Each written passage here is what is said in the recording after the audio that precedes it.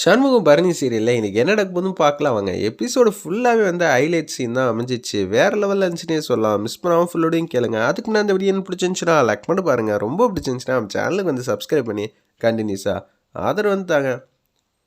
ஷாமுங்க வந்து சின்னதாக ஃப்ளாஷ்பேக் மாதிரி சொல்கிறாங்க. எப்படின்னா வந்து இவ்வளோ நேரம் வந்து முத்துப்பாண்டி வந்து குதின்னு குதிச்சாங்க. ஆனால் எஸ்பி கூப்பிட்டாங்கன்னு சொன்னோன்னே பம்பிக்கிட்டு போகிறாங்க. விவகாரம் வேறு மாதிரி இல்லை பண்ணி வச்சுட்டேன். நீ வந்து தப்பிச்சு வந்த நினச்சி பயந்துகிட்டு இருந்தேன். அப்படி என்னடா பண்ண? சனின்னு என்னை பிடிச்சனா பிடிச்சிட்டு வந்து ஸ்டேஷனில் கொண்டு போய் ஒப்படைக்கலான்னு பார்த்தா நிச்சயம் முத்துப்பாண்டி இருக்கும்போது என்ன பண்ணுவான்? நம்மளை தூக்கி தான் போட்டு அடிப்பான். அப்படி இருக்கும்போது எஸ்பி ஆஃபீஸுக்கு வந்து அவனை கூட்டிகிட்டு போயிட்டேன். கூட்டிகிட்டு போகும்போது எல்லா விஷயத்தையும் வந்து ஒத்துக்கிறாங்கன்னு பார்த்தா அவங்க சொல்லவே இல்லை. உடனே எஸ்பி முன்னாடியே என்ன வாடா போடான்னு சொன்னனால கன்னத்திலே பொழிச்சுன்னு விட்டாரு பாரு சனியனை. அவங்க மாட்டும் சுருண்டுட்டாங்க. அதுக்கப்புறம் எவ்வளோ வேணா நடிங்க, இவர் தான் வந்து வீட்டில் வந்து வச்சாருன்னு எல்லா கேஸையும் மாற்றிடலாம். 10-15 வருஷம் உள்ளே இருந்துட்டு வந்துடலாம். ஐயா ஏற்கனவே நான் வயசானவன், 10-15 வருஷம்லாம் உடம்பு தாங்காது. அப்போலாம் ஒரு 7 வருஷம் உள்ளே இருந்துட்டு வா. ஐயா நான் தப்பே பண்ணல, நீ தானே வீட்டு அட்ரஸ்லேருந்து எல்லா பெட்டி பெட்டியாக வந்து வைக்க சொன்னேன். என்ன நடந்துச்சுன்னு சொல்லப்படியா இல்லையா? ஐயா எனக்கு இதுக்கு சம்மந்தம் இல்லை, வேறு யாரோ வந்து டைவர்ட் பண்ணுறாங்க, இவன் தப்பாக பேசுகிறான் அப்படின்னு சொல்லி சண்முகத்து மேலே கொஞ்சம் மரியாதை இல்லாமல் பேசினாலும் திருப்பி கணத்துலேயே பொழிச்சுன்னு அடிக்கிறாங்க. ஏண்டா இவர் இந்த வீட்டு மரியாதையான நபர், அது மட்டும் இல்லாமல் இந்த ஊருக்கே வந்து பிரசிடெண்ட்டாக இருக்கும்போது அவரை வந்து ஏன் முன்னாடியே வந்து கண்ணாம்னான்னு சத்தம் போட்டு பேசுறியா, என்னடா நினச்சிட்டு இருக்க அப்படின்னு சொல்லி திட்டுறாங்க. எஸ்பி உடனே வந்து பதுங்கிட்டாங்க. சரியா நான் உண்மையெல்லாம் சொல்லிடுறேன், நான்லாம் வந்து அடி உதையெல்லாம் தாங்க மாட்டேன், சண்முகம் சொல்லியா அப்படின்னு சொல்லும்போது அதெல்லாம் இல்லை, சவுந்தரா பாண்டியனே வந்து மிதிப்பாப்பில் அதெல்லாம் தாங்குவாங்க, அவர் செல்லமாக அடிப்பாங்க, இவங்க அப்படியே அடிப்பாங்க, உசுர் போகிற அளவு தான் அடிப்பாங்க, நான் எல்லா உண்மையும் சொல்லிடலன்னு சொல்லி ஒத்துமொத்த வரலாறையும் சொல்லி முடிச்சிடுறாங்க. அந்த இடத்துல நம்ம சனி என்னென்ன பணம் எப்படி அனுப்பிச்சாங்க அது எனக்கு தெரியாதே, ஏதோ ஒன்று செல்ல வச்சாங்க, தட்டுனாங்க, ஓ அப்படியா அப்படின்னு சொல்லி எஸ்பி வந்து சிரிக்க ஆரம்பிச்சிட்டாங்க. என்னையா சிரிக்கிறீங்க? அப்பனும் பையனும் குடிமி நம்ம கையில், பணத்தை வந்து எப்படி கொடுத்தாங்கங்கிற விஷயத்த வந்து தெரியாமல் தான் பிச்சுக்கிட்டு இருந்தேன். ஏன்னா ஆதாரம் ரொம்ப முக்கியம் சண்முகம். இப்போ ஆன்லைன் மூலியமாக அனுப்பிச்சிருக்காங்க, எவிடன்ஸ் ஸ்ட்ராங்காக வந்து இருக்குல்ல. அப்படிங்களா? இது எல்லாத்தையும் வந்து பரணிக்கிட்டையும் ஒத்துமொத்த ஃபேமிலிட்டையும் சொல்கிறாங்க.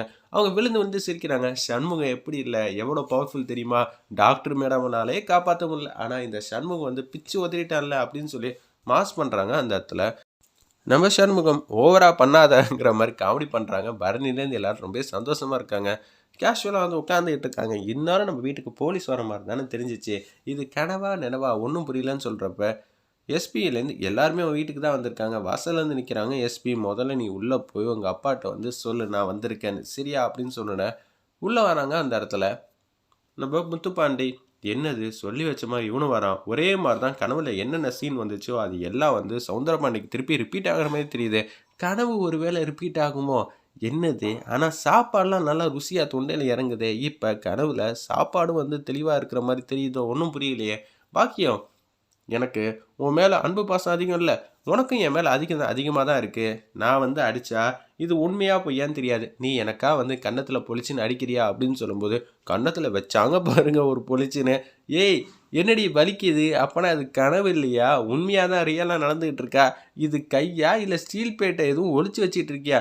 நீங்கள் தானேங்க அன்பா பாசமாக இருக்கணும்னா கன்னத்தில் வந்து அடிக்க சொன்னீங்க, அதனால தான் நான் உங்கள் மேலே ஓவர் அன்பா பாசமாக இருக்கேன்னா அதனால தான் அடித்தேங்கிற மாதிரி சொன்னோன்னே பேரதிர்ச்சியாக நிற்கிறாங்க. சரிடி நீ ஏதோ ஒன்று வச்சிருக்கன்னு மட்டும் தெளிவாக தெரியுது, ரொம்ப நாள் ஆசையை வந்து தீர்த்துக்கிட்டா போல இருக்கு. அப்பா என்னப்பா நினச்சிக்கிட்டு இருக்க? எஸ்பி வந்திருக்காங்கன்னு சொல்கிறல்ல, எஸ்பியா யார் அவர் எதுக்கு வரணும்? அப்பா எஸ்பி வந்திருக்காருப்பா அப்படின்னு சொல்லும்போது எஸ்பியா வர சொல்கிறா அப்படின்னு சொல்லும்போது சோபாவில் வந்து உட்காந்துட்டு இருக்காங்க. என்னம்மா எல்லோரும் நல்லா இருக்கீங்களே, நீங்கள் இங்கே வீட்டுக்கு வந்தது என்னோட பாக்கியம் அப்படின்னு பேசுகிறாங்க நம்ம சவுந்தரபாண்டி. ஆனால் இதுதான் என்னோட பாக்கியம் அப்படின்னு சொல்லி அவங்க மனைவியை வந்து இன்ட்ரோ பண்ணி வைக்கிறாங்க. என் மனைவி கையால் ஒரு டைம் காஃபி வந்து குடிச்சிங்கன்னா போதும், நீங்கள் மறந்துடுவீங்க, அவ்வளோ டேஸ்ட்டாக அற்புதமாக இருக்கும் தெரியுமா? ஆமாம் எஸ்பிக்கு ஸ்பெஷலாக வந்து கவனிக்க வேண்டியதான், இது எல்லாம் சவுந்தரபாண்டியனை ஆப்பு வைக்கிறதுக்கு தான் சண்முகம் வந்து அமைச்சிருக்கான்னு எனக்கு தெரியுது, ஆனால் இந்த மனுஷனுக்கு தெரியலையே அப்படின்னு சொல்லி செம காமெடியாக வந்து பர்ஃபார்ம் பண்ணிகிட்டு இருக்காங்க பாக்கியம். காஃபி போட்டு எடுத்துகிட்டு வந்து குடிக்கலான்னு சொல்லிட்டு கிச்சனுக்கு வந்து போகிறாங்க. அதே மாதிரி காஃபியெல்லாம் போட்டு எடுத்துகிட்டு வந்து வராங்க. அவங்களும் குடிச்சு முடிச்சிடுறாங்க. சரி வந்த வேலையை பார்க்கலாமா, ஏன்பா அவங்க அப்பாவை கூட்டிகிட்டு வாப்பா அப்படின்னு சொல்கிறாங்க. என்ன சொல்கிறீங்க, என்ன கூட்டிகிட்டு வரணுமா? அப்படி என்ன பண்ண?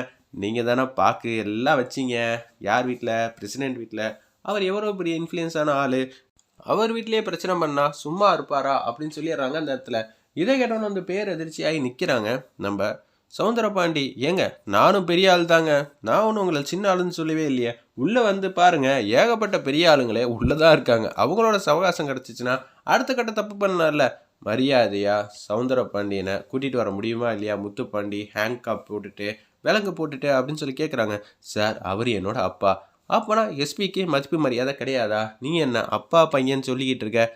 டூ வாட் ஐ சே. நான் என்ன சொல்கிறேனோ அதை மட்டும் நீ செய்டா அப்படிங்கிறாங்க அந்த இடத்துல. அந்த அதிகாரி உன்னை வந்து எதுவுமே சொல்ல முடியாது, மௌனமாக இருக்காங்க. நீ என் பேச்சை கேட்கலன்னா அடுத்தது நான் நடவடிக்கை எடுக்கணும். நான் நடவடிக்கை எடுத்தேன்னா உன்னையும் இந்த லிஸ்ட்டில் வந்து சேர்த்துருவேன். உனக்கும் உன் வேலை வேணுமா, சஸ்பென்ஷன் வேணுமா, என்னென்ன வேணும் நீ ஏன் முடிவு பண்ணிக்க. இல்லை அதுக்கும் ஒரு படி உள்ளே போகணுமா, நீங்கள் எல்லாரும் என்ன தந்திரமான முறையில் திட்டம் போட்டிங்கன்னு சொல்லிட்டா இது மாதிரி பொய்யா வந்து பெட்டி பெட்டியாக அவங்க வீட்டில் வச்சுருக்கீங்க. சண்முக வீட்டில் வச்சதுக்கப்புறமேட்டு அடுத்த செகண்டே உங்கள் பையனை விட்டு உள்ள ஆதாரம் பூர்வமாக வந்து பார்க்க சொல்லியிருக்கீங்க. அந்த வீடியோ ஃபுட்டேஜ் எடுத்துகிட்டு சண்முகத்தை தூக்கிட்டு ஜெயிலில் வச்சு கதையை முடிக்கலான்னு பார்த்துருக்கீங்க. என்னையா நீங்கள்லாம் இப்படியெல்லாம் நடக்குமா? அநியாயத்தை நாங்களாம் பார்த்துக்கிட்டு சும்மா விட்டுருவோமா? தட்டி கேட்க நாங்கள் இல்லையா அப்படின்னு சொல்லி மாஸ் பண்ணுறாங்க அந்த இடத்துல எஸ்பி. வேறு லெவலில் இருந்துச்சுன்னே சொல்லலாம் அந்த சீன்லாம். இப்போ என்ன பண்ண போகிறீங்க? சரின்னு சொல்லி எஸ்பியை வந்து அந்த விலங்கு போடலான்னு இருக்கிறப்ப முத்துப்பாண்டி வந்து வாங்கிடுறாங்க. அவங்க அப்பா கையை எடுத்து லாக் பண்ணுறதுக்குள்ளே அவரே வந்து கையை வந்து காட்டுறாப்புல. உடனே 2 கைக்கும் வந்து சேர்த்து வந்து காப்பு கட்டி அப்படியே வந்து லாக் பண்ணிடுறாங்க. வேறு லெவலில் மாசாக இருந்துச்சுன்னே சொல்லலாம் இந்த எபிசோட். மிஸ் பண்ணாமல் பாருங்கள்.